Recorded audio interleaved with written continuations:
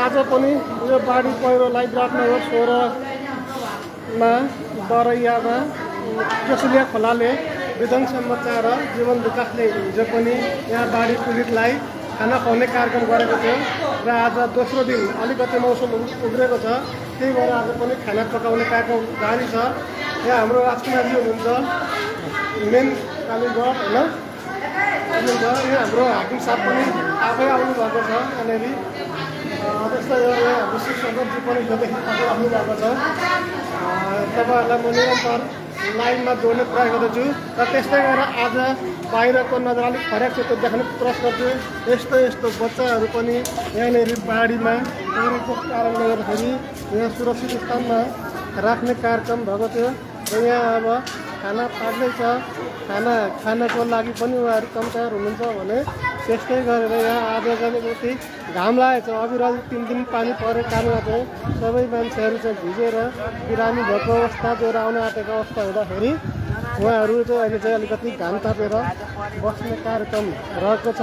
म तपाईँहरूलाई देखाइरहेको छु। आदरणीय दर्शक वृन्दहरू, यहाँ बच्चाहरूको कपडाहरू पनि अलिकति सुकाउने कार्यक्रम भइरहेको छ।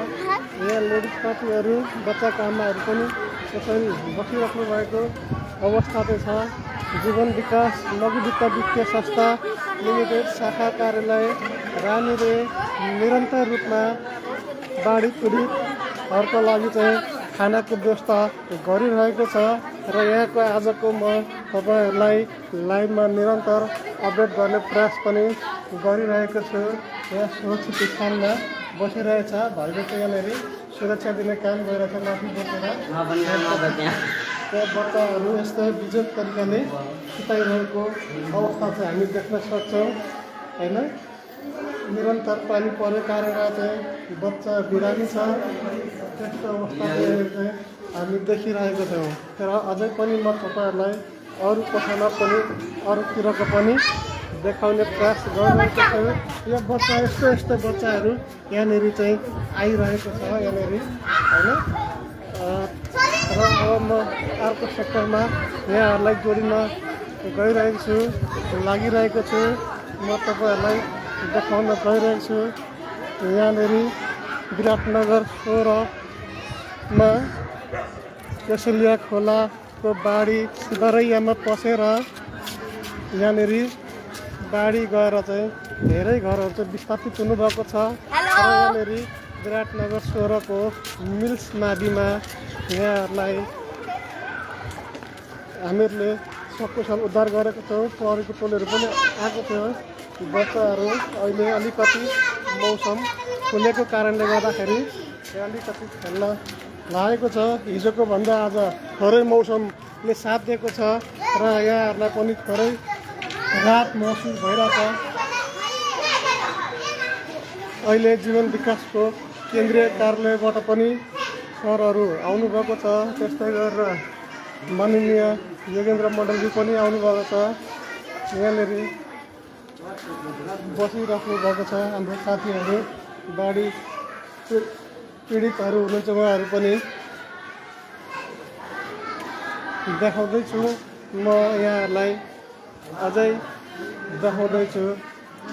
यहाँ एउटा कोठामा म देख्दैछु केटाकेटीहरू खेलिरहेको यहाँ देखिरहेको छु। त्यहाँ केटाकेटीहरू खेलिरहेको अवस्था चाहिँ देखिरहेको छ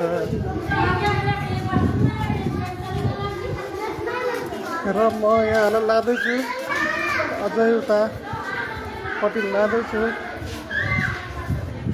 यहाँ आजको दिन हिजोको भन्दा केही सहज भएको छ। केही मौसम खुलेको छ।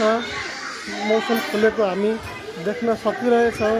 त्यही भएर उद्धारकर्मीहरूलाई त्यस्तै गरेर पुलिस प्रशासनको मान्छेहरूलाई पनि उद्धार गर्नको लागि केही सजिलो भएको छ भने त्यस्तै गरेर खाना खुवाउनको लागि जति पनि साथीहरू खाना बनाउन पकाउन खट्नुभएको छ उहाँहरूलाई पनि थोरै भए पनि अहिले चाहिँ सहज महसुस भएको म यहाँलाई जानकारी गराउन चाहन्छु। अहिलेको अवस्था यहाँनिर हामी देख्न सक्छौँ। हिजो पानी परेको बेलाभन्दा अहिले पानी रहेर थोरै घाम लाग्ने अवस्थामा यहाँको माहौलहरू अलिकति बेग्लै खालको हामी चाहिँ देखिरहेको छौँ।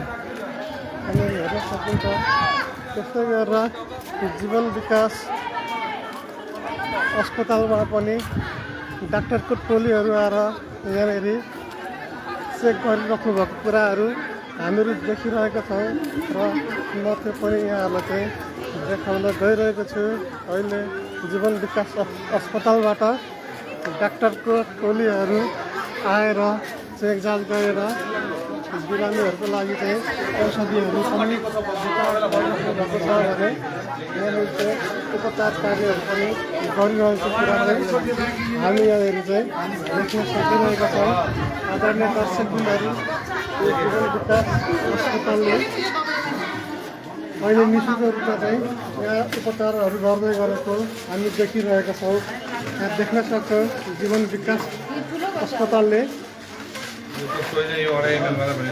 निःशुल्क रूपमा औषधि गरिराख्नु भएको हामी चाहिँ देखिरहेको छौँ।